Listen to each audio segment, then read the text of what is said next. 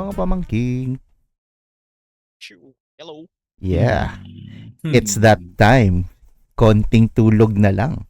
2 linggo, ilan? 2, 3 weeks? Less than a month, yeah. Less than a month, and it's already DLC. So are we DLC ready?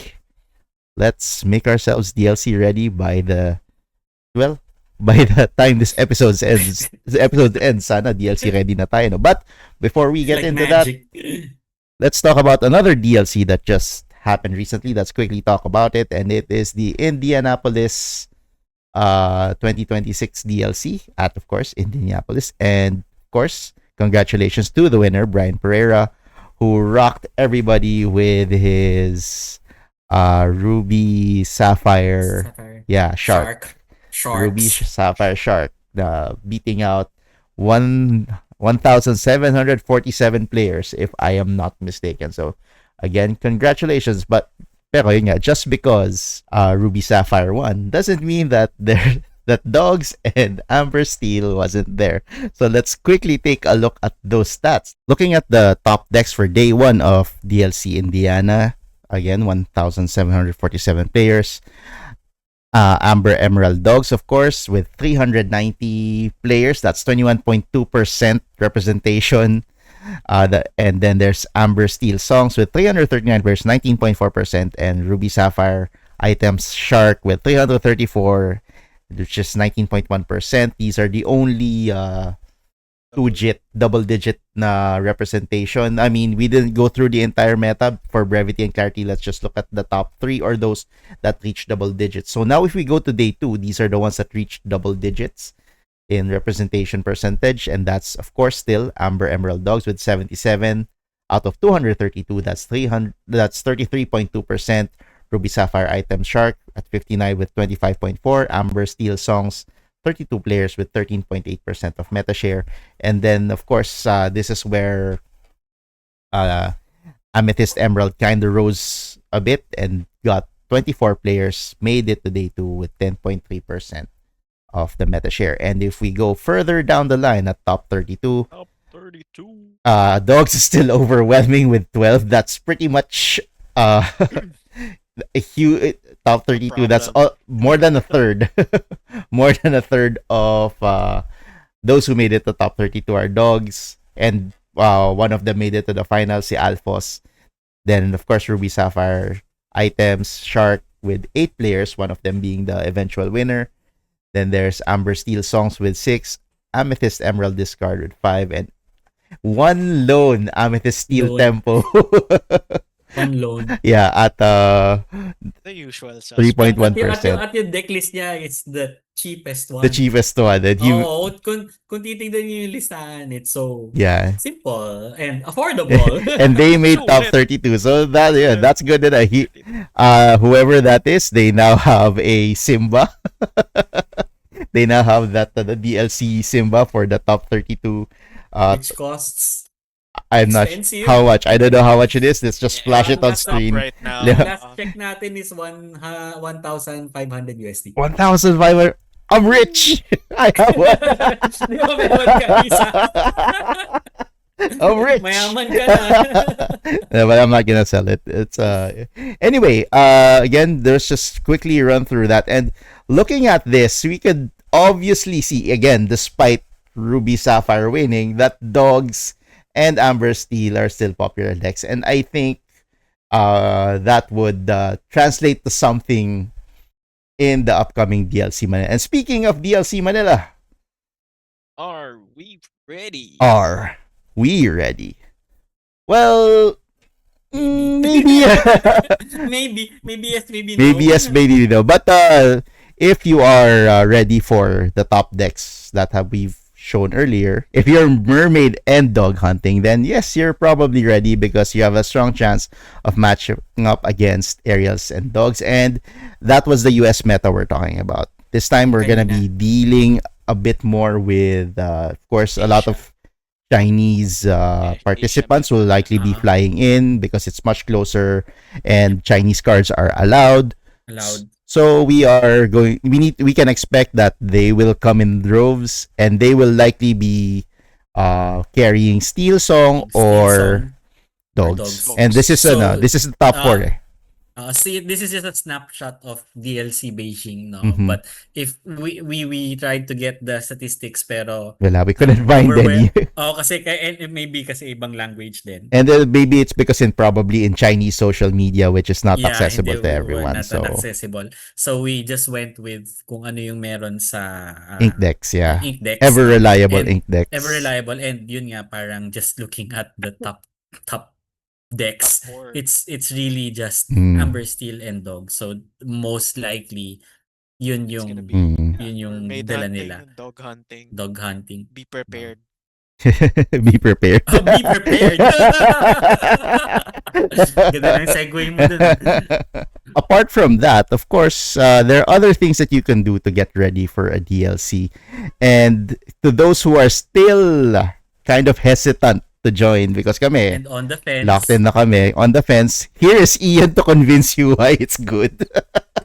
Why is it Okay, that? so bakit nga ba? Next slide. So the mere fact that you have the foil Pegasus upon joining, no, is already value in itself, no. So yung yung ating mga tao na gusto ng very good collectible that will just go up in price in the future, possibly, no? Possibly. Kasi Di even before, like this one was hovering at around like mga $80. Yeah. No? So, ngayon na nagkaroon ng sudden interest in Lorcana in general, Yeah. then mas lalong tumaas yung mga cards na to. And again, even though this card is something that is given to almost all the players who attend, no, it's the shiny foil version that you have. No? So, yung ano pa lang, yung entry mo pa lang halos bawi ka na. So again, if you were to convert this one, this would probably be around like mga 7K-ish. That's diba? that's almost triple your That's almost entrance. triple your entry. That's almost triple your entrance. Yung Yeah. entrance kasi natin is actually one of the lowest Yeah. in the region, DLCs, no? yeah. Among all the DLCs, no? So parang ay yung sa Hong Kong yata umabot pa ng like mga 3K. Yeah, almost Taipei, 3,000. Yeah, Taipei is almost bordering 3K din, no? Tayo like mga 2005, 2,400 yeah, 2,4 to 2,5. 2,5. So it's way cheaper. Parang the mere fact that you get this one plus the 10 tickets, which we will explain later, no? Pwede nyo ka rin actually ibenta yung mga tickets Yeah. ninyo. And people. depending on market price, yun depende yung- yun sa day. But Well, we're getting ahead of depende sa day, ourselves. pero parang but again, to convince people to join if you have not, no. Especially kunwari may mga collectors tayo diyan na mga bago pa lang sa Yes. sa space, no. Just bring your deck and then hindi siya net loss eh. Yeah.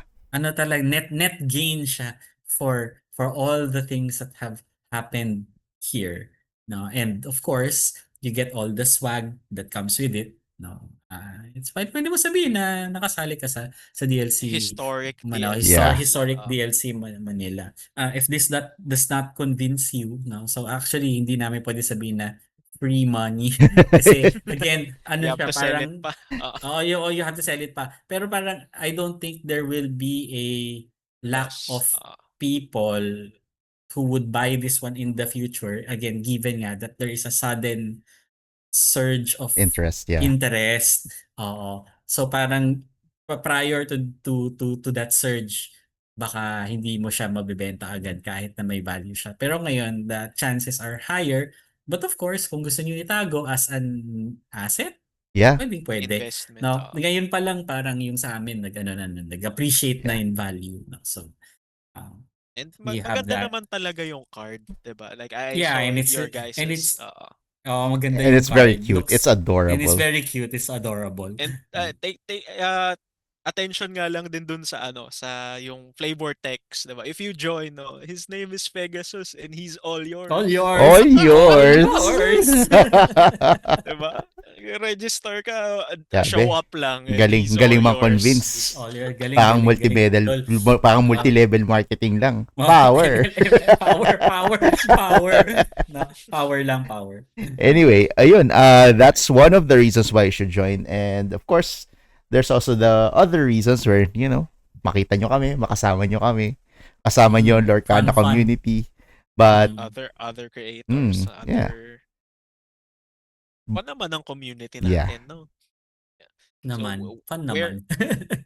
Where nga ba? Let's go to other reminders. What else do we need? Yeah, okay. This is more of if you're already decided on joining, or if you're still hesitant but like close to there, this is just what you need to do, what you need to prepare for, so that you're ready for the upcoming DLC. And I've been to 2 DLCs. Ian has been to 1, so we're just gonna share a little bit of our experience here. But first, before that, and especially to those who are not in the Philippines and are watching this, this is where the venue will be, just so you're a bit more familiar. It's Space at One Ayala. It's at level 5. It is highly accessible from the Ayala station of the MRT, which is very accessible. Again, if you look at the pictures here, if you step out of Ayala MRT and you see those LED posts, you just step out of the station, look to your right, and you will see it. You can't miss it.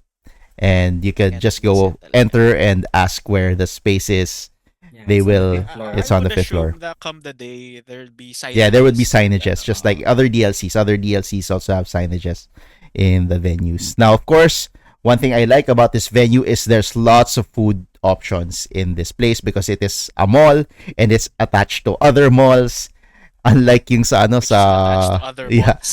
yung sa Taipei medyo malayo yung mga convenience. So even though it's a mall, the food, and if you need just a quick water convenience store ganyan, malayo, mga siguro isang building away pa. But here, it's literally just outside. There's a convenience store, there's another convenience store near SM. So it's one of the things that I like about this venue. I would compare it closer to Hong Kong. Yeah. Parang ganun. Isa Hong Kong. So ang lapit ng mga malapit kayo sa mga kainan. So you're not going to be running out of food options. Whether you will have the time to eat is another matter. Another thing. It's another matter. If you want to stock up then, like the grocery is basement lang din. So just take the elevator, go down sa lowest floor, and then there's a grocery. Yeah, there's a grocery there. Food, snacks, or whatever you might need. You can get it very accessible and near to the actual site of Space. So we move on to other things that we might need. Okay, this is what some people may not know. There is a day 0, and that is on July 10. The official DLC is on July 11 and 12. But July 10, you could already register around the afternoon. They have yet to announce when that actually is. It differs sometimes. Most likely after, but it's likely afternoon. Mga 4, even in the previous DLCs, mga 3-4 p.m. 3 o'clock 4 p.m. And they're already set up there. There are already tables you could play, but register yourself first and your deck on day 0, and you can get extra tickets from the prize wall. Now, it's kind of weird because in Hong Kong, if you registered early, you will get 10 tickets instead of 8. But in Taipei, if you registered early, you get 12. Ooh. So I don't know. If you registered on the day, if you get 8. 8. Oh, may 2 extra tickets. Yung sa Hong Kong, 'di ba, 8 din yung if you register. 8 then if you registered day 1. If day 1 instead of day 0. And yun nga, parang yung registration niyo is early. Early in the morning. Pero, you're gonna have to register really early in the morning if you want to if you're going to do a day 1 registration. So we recommend going on day 0. So lock in your decks and then get those extra tickets, because those extra tickets could mean the difference between getting the prize you want from the prize wall or not. And how do you get these tickets apart from entry? Well, there are side events available on day 0 as well. There's Pack Rush, dynamic pairing tournaments, team tournaments. May team tournaments. So nung nasa Hong Kong tayo, the team tournaments were Zootopia related. Yeah. Ngayon malamang Toy Story yan. Malamang Toy Story yung next. So parang you bring your deck with a certain amount of Zootopia cards before. Ngayon, I would assume it's Toy Story cards. So, this would cost you per entry, no? And they could cost you a pretty penny, no? But yung mga tickets kasi sobrang laking bagay, no? If you really want to get those nice and shiny swags. Yeah. Especially the Let you- It Go that you over can't there, the get Let It Go. anywhere Yeah, you else, can't get diba? anywhere else. Of course, there's So- also the caps, yung caps like Yes. 28 tickets, ganyan. The cards So are we around don't- 40 tickets. We don't have the actual pricing kasi posibleng ano siya. It might change. It might There change. might be new ones. They might be new ones. Hindi namin kayang i-ano. But most of it will be available. So hindi naman gaano nagbabago pero ayaw namin magsalita ng Tapos, yeah. patapos. No? So Okay. the playmats are there, the pins are there, yung Elsa pin. I think 28 siya eh. So some of the other merch mabilis maubos like yung mga cap mabilis maubos. Yung pins okay naman. Yung mga Let It Go actually Naubos siya sa India lang daw po. siya Indianapolis, no? So kami nag-pool kami ng tickets to get the Let It Go's. So they might go really quickly. So kung magfa-farm kayo, pwede naman kayo mag-farm.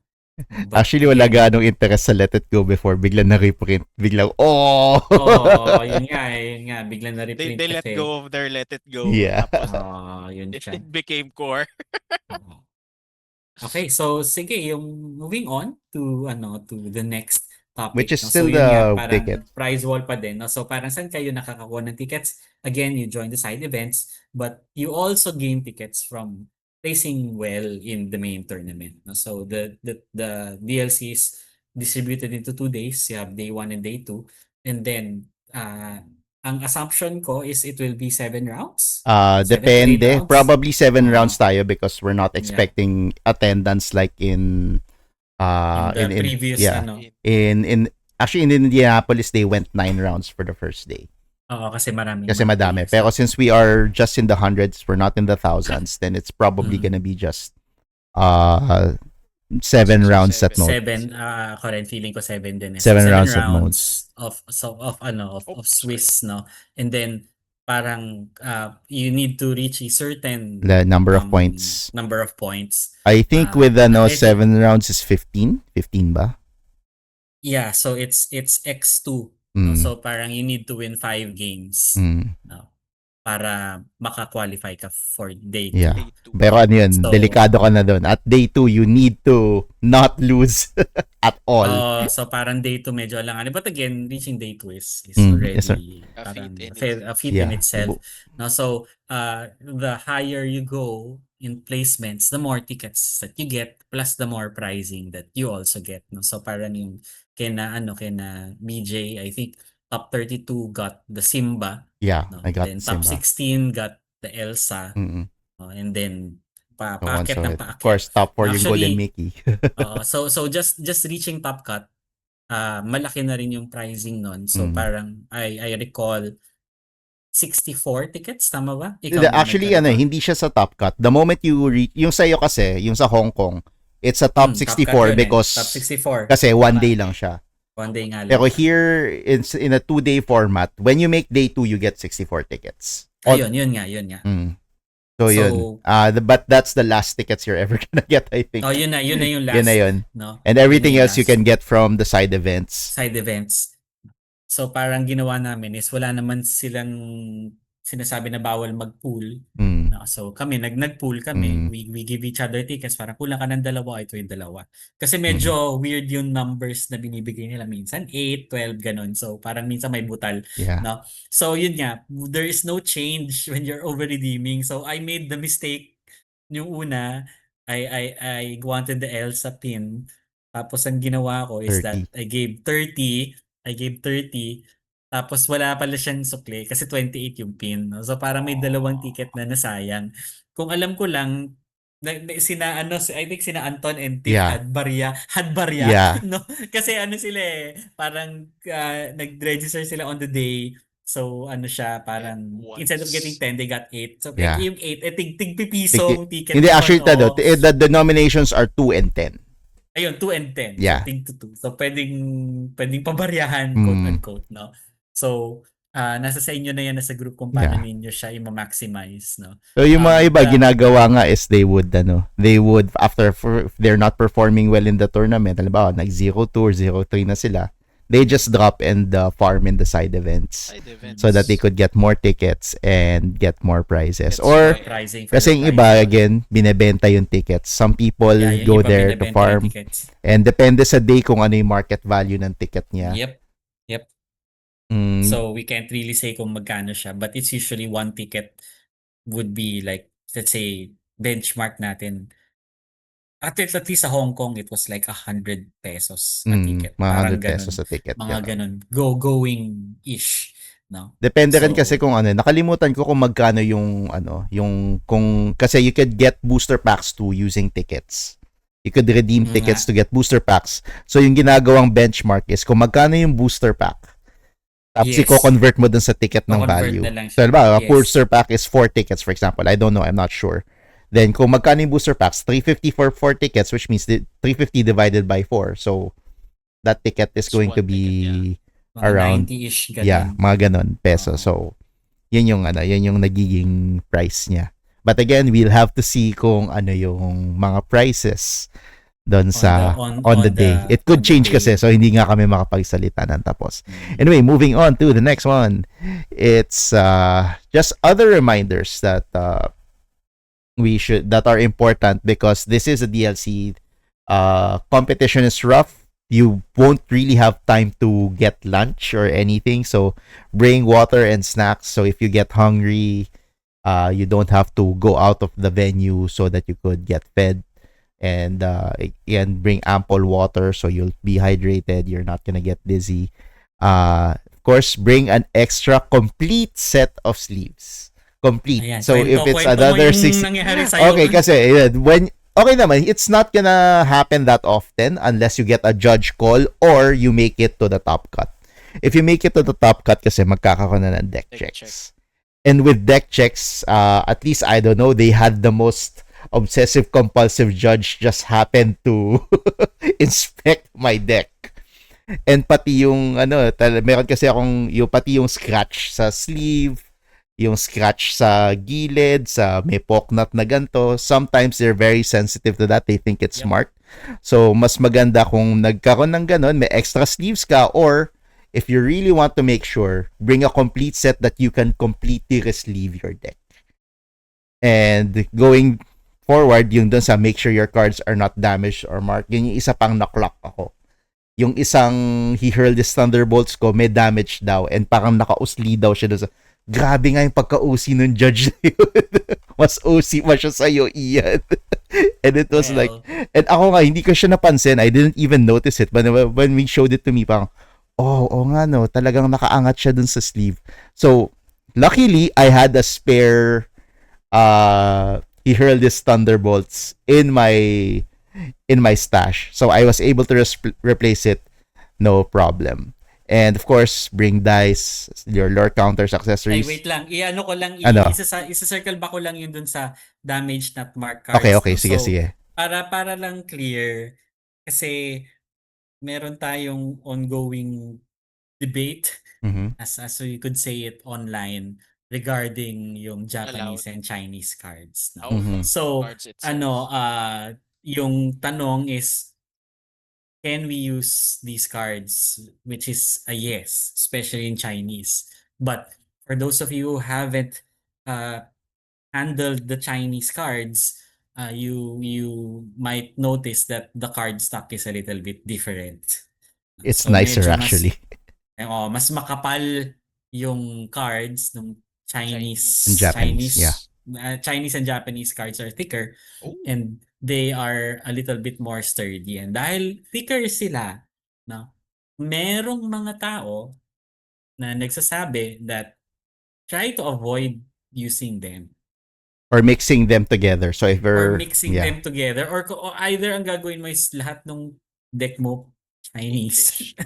Yeah. Or Mono. kapag i-mix mo siya, hindi ko alam kung anong klaseng combination ng pwede para masabi. So again, hindi bawal ang mix ng English and Chinese cards. But if we are going by the OCness of the judge na sinabi mo, BJ, kailangan mo munang i-test na Mm. you put like maybe 4 Chinese cards in your deck, and if you can consistently and reliably pull them out Yeah. from your deck, considered siya na mark. Yeah. So be careful. So you are running the risk of getting called out for mark cards that are just pick. Mm. No? So ako, ang pinaka-suggestion ko dyan, and I think most of us naman will have it ng purely English, no? But I Basic do lang, know that yeah. some of us bought Chinese cards, which is us. We Yeah. also bought we also But we bought don't use Chinese them. cards, but we don't use them. Pero parang inisip ko, parang it would be nice to play them, no? Pero parang inisip ko at the back of my mind, baka consider siya ng marked in that sense. So ano siya, parang this is the same when people are saying na gumamit ka ng foil pati non-foil in your deck. Mhm. No? So since the foil cards, medyo nag-warp siya ng konti, medyo naka-protrude siya ng konti, especially kapag, since again sa Pilipinas, medyo humid Yeah, we are tayo, humid. yung cards natin talaga nag-ano talaga sila, nag-warp talaga sila, hindi maiwasan, no?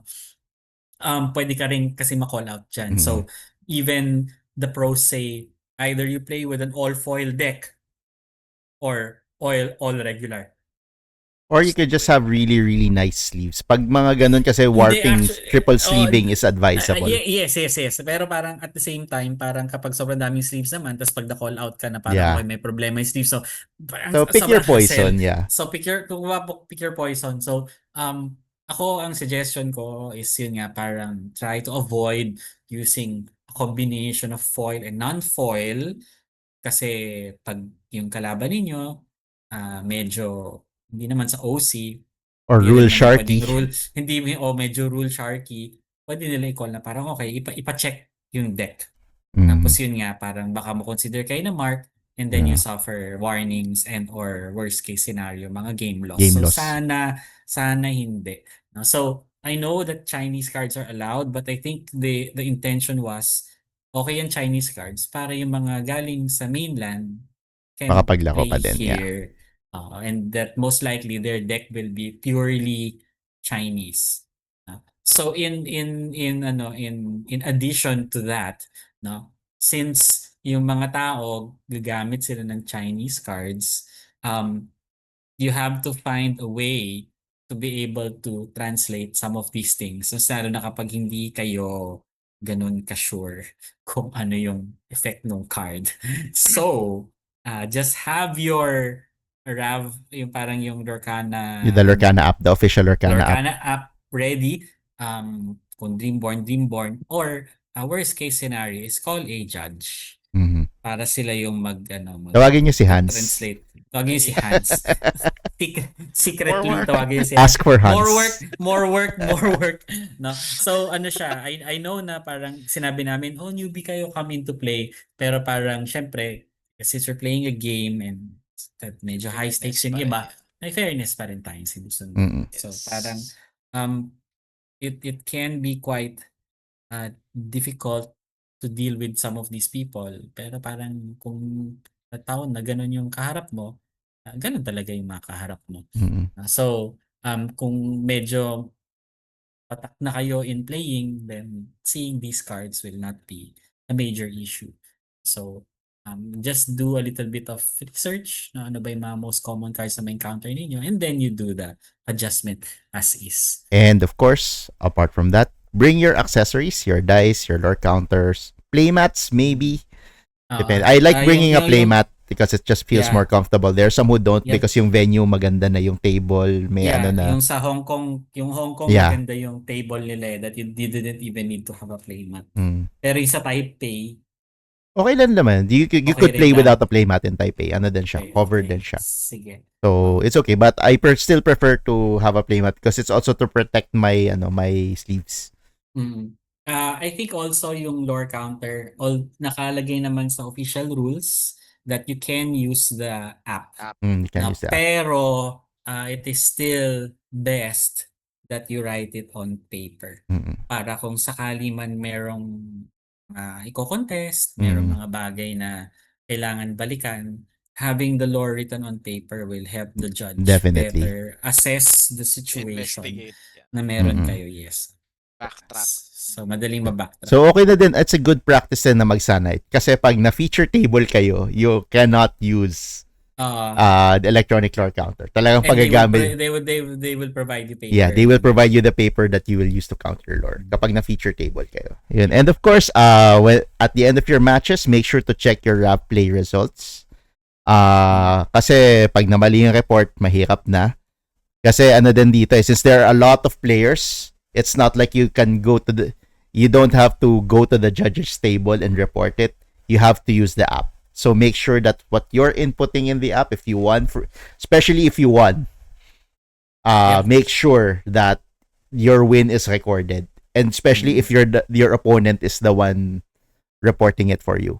Talagang bago nyo i-submit, kailangan pakita muna na tama yung resulta. So what will happen is that they will provide you a slip of paper where you will put your name and sasabihin mo kung panalo kayo or hindi, tas kung ilang games, no.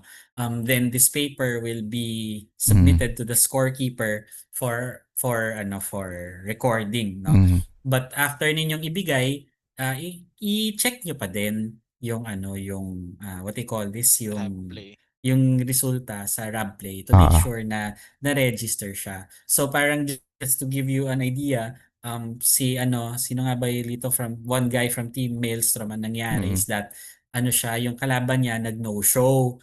Tapos nangyari is, okay, hindi nagpakita yung kalaban ko, what do I do, Mr. Judge? So sige, si Mr. Judge sabi, okay, win na sa'yo kasi no-show No, tapos binigay nila yung papel. And then ang nangyari is sa game 3 niya daw, round 3, sabi niya, bakit wala akong table? Tapos sinabi nung ng another judge na parang, nag-no-show ka nung game 2 mo. So, siya yung na-no-show. Siya yung na-no-show. So, kahit na inassist siya ng judge na ibigay yung resulta, nagkamali pa din ng log. So, para nangyari is tinawag yung original judge na nag-log na, mali yung nakalagay sa official, so we need to correct it. Tapos ang nangyari is medyo matagal mahanapan. Hindi na siya rin ni-shuffle kasi 10 minutes of gameplay na ang nangyari. So ang ginawa na lang is tinatry hanapan siya with somebody na wala pa rin ka-match pero wala nahanap, so binigyan na lang siya ng bye. Okay. Although medyo swerte 'yon, no? Yeah, that's so good. But yun nga, parang ang natin dyan is that you have to make sure that your results are recorded well so that hindi tayo nagkakaroon ng problema in the rounds moving forward. Truth. Ayun. And although yung sa Taipei kasi, wala nang slip. Talagang lahat is all in the RAB play. Tsaka parang kailangan mong i-make sure na yung pag sinasubmit yung result, pareho ninyong nakikita nung opponent mo kasi hindi mo naman alam kung ano yung ilalagay niya doon. Kasi let's say for example, panalo siya pero nilagay niya 2-0 but it was a 2-1. These affect your OMWs. Your seeding later on, no? So, baka mabubble out ka pa. Baka mabubble out ka pa.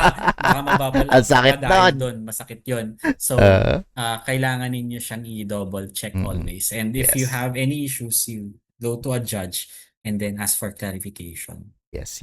Ayun. And last one for this slide is support each other. Kasi since ito yung maganda din sa nakita natin sa nung travel kami ni Ian for DLC Taipei, DLC Hong Kong and DLC Taipei ako naman. Isa lang dahil nga, we're a delegation, nagtutulungan tayo. And I think we could do the same thing here for DLC Manila. Mas lalo na home home court natin So for example, again, isa sa mga issues is there's no time to eat, to buy snacks.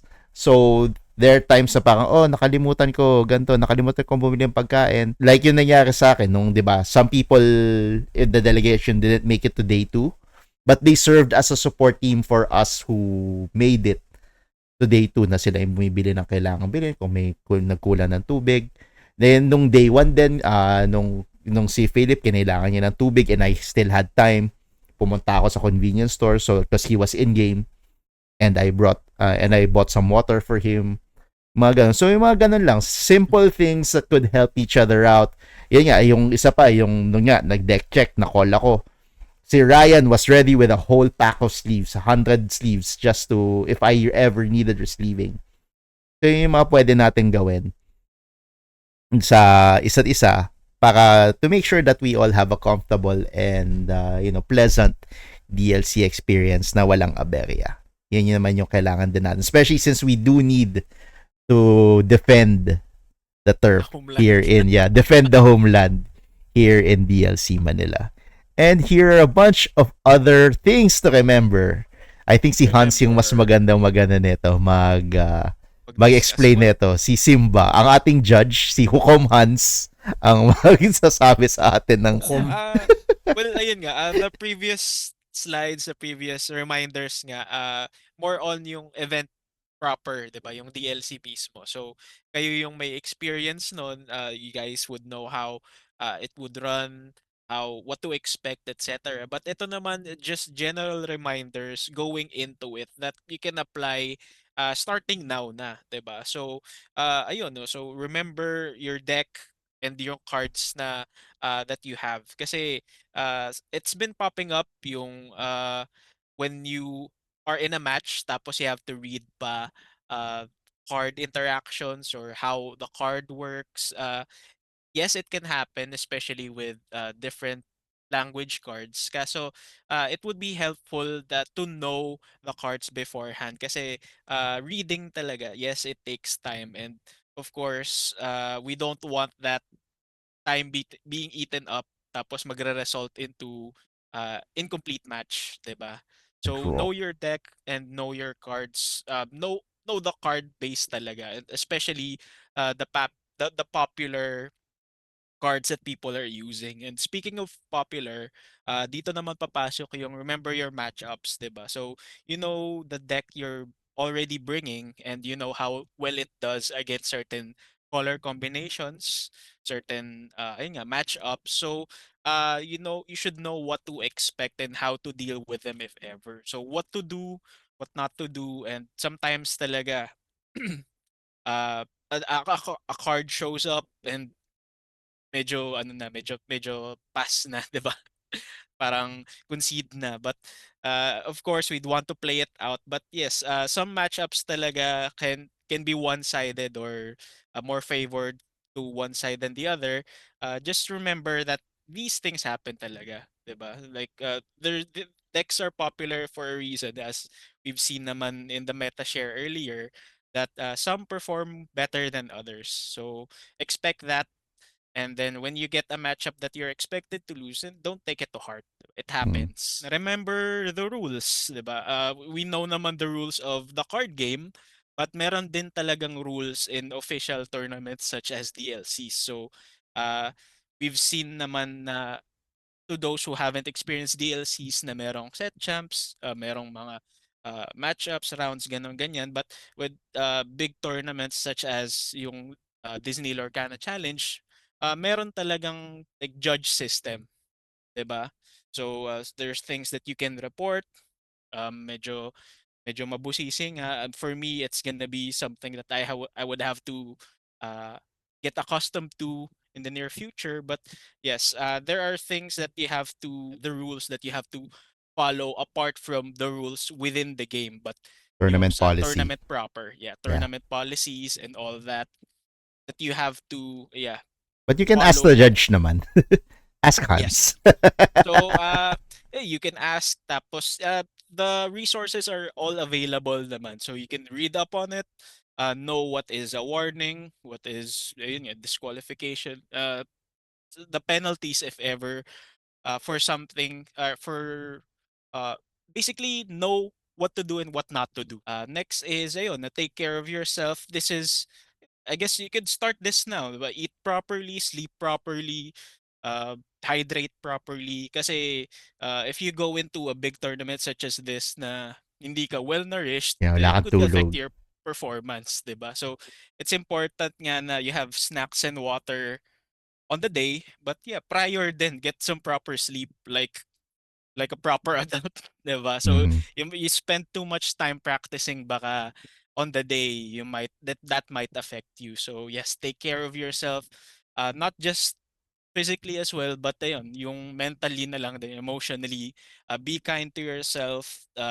Even when you lose, sometimes top deck happens. So don't take things very heavily, 'di ba? Some things are out of our control din talaga. So moving on, remember to respect others. Especially we've mentioned nga that we are getting visitors, we're getting foreigners, and ayun, as the people whom are locals here, we're kind of representing din naman our Lorcana community. So we have to show them a good front, 'di ba? Not just that we can play well, but we can host a DLC well. Tapos yun nga, that our community is very welcoming. We have to show that, and ano, a way to show that is to respect them in matches, respect them outside of matches, respect when it comes to yung sa results nga. Kasi mahirap na naman yung you get a loss tapos you blame it on one thing or another. So win or lose, just respect your opponent. Next is bring cards for artists to sign. Uh, nakalagay dito to be determined. So we don't know who Wala the pa eh. Hindi artists pa are, na-announce kung meron but man. artists can sign, yes, but of course your favorite content creators in Lorcana can sign cards for you if you would like. So yung mga dadayo nga na professional players natin, some you might know, some you might even follow, kilala nyo sila, they've been performing well, you've been following them, and baka sigurong gusto mong makuha yung signature nila on a certain card because they've affected how you take in Lorcana. Uh, pwede naman yun. But be mindful nga lang din that they are here for the tournament din talaga. So maybe do it in their free time, or kung you don't see them in a match, or of course not in a match, but if you see them available, In between the rounds, pwede. yeah. Yeah. Day zero maybe, tapos ayun, Best sa day Day zero. zero is the best. Best time. interact with the international community kasi sila na yung pupunta dito sa atin. So, Yeah. this is primarily for those nga who haven't been to a DLC. Ito na yung international experience right there in Ayala. And then finally, remember to enjoy and have fun kasi this is overall a game that we like and enjoy, and we don't want to have heavy heart going into it and even after it. So when it comes to games, just play honestly, play earnestly, make sure that you are having fun and playing your way. Remember to uh, it's a game, 'di ba? So I understand that some are more invested in it than others, but enjoy and have fun, and sometimes it all lines up and you get what you want to you get to where you want to be, 'di ba? Results wise or otherwise. I think yun na lang naman yung things that you can remember starting now and then going to yung next nga na yung upcoming natin na DLC. Yeah. Basta may problema, tawagin niyo si Hans. Judge. Si Hans, More work, please. more work. More work. Lahat Anyway. yan iimbestigahan ko. Investigador. All right. As we wrap up, let's just again go through the events that are gonna go on over the next few weeks. Wilds Unknown Set Champs are still ongoing. OHS on June 27. June 27, actually, madami mangyari. Play Cafe on June 27. Game Start Interlock on June 27. Hobby Kaikan said that they have moved their They moved na. Set Champs to 28. Pero they kept the same roster. But they kept the same from roster, so 27. it's still marked as 27, but don't be deceived, it's 28. And of course, there's still Hobby Stadium on July 4 and Side Quest in July 5, which is gonna be likely the last set champs before the DLC. And actually, Infinity events that are going on, of course, we're gonna plug it again. Lorcana Open, Hobby Stadium, July 9, a few days before, one day before day 0 of the DLC. And of course, there's DLC at the space at One Ayala on July 11 to 12. Technically July 10, but that's what we have. So, Ian, meron ka pa bang sasabihin about Lorcana Open? Well, other than kung ano yung napag-usapan natin before, yun pa rin naman, no? There hasn't been people who added themselves to the event from last week. But we are confident na mga last minute magpapakita yan. Yeah. No? So I think even parang how we monitored our pro players from the previous DLCs, yung mga yan gusto talaga nila mag-scout Yeah. ng competition prior to the event itself. So expect the whole World Class Cards gang to be there. Expect some of the rare hunters to be there as well. So at the very least yon, meron sila. And Alright. yun nga. So given ours is the DLC up next in the docket, so people might be interested in looking at this now, diba? Our DLC and this event in particular, because every other DLC is done already. Yeah, we're the Ours is last. next. Yeah. We are the last. May CCQ pa tayo naman. ba yung may mga CCQ pa, and we still have the regionals, pero parang one of the last major tayo. Anyway, that is it mga pamangkink. Handa na ba kayo para sa DLC? Sana naman natulungan kayo netong episode na to. If you have any questions, you can always comment on the comments below. Definitely, and the international players as well. If in case you are watching this, if you need help getting around, if you need any advice on how to navigate this wonderful country of ours, this wonderful city of ours, please do message us here at Lorcantito. We are in everywhere except Twitter. So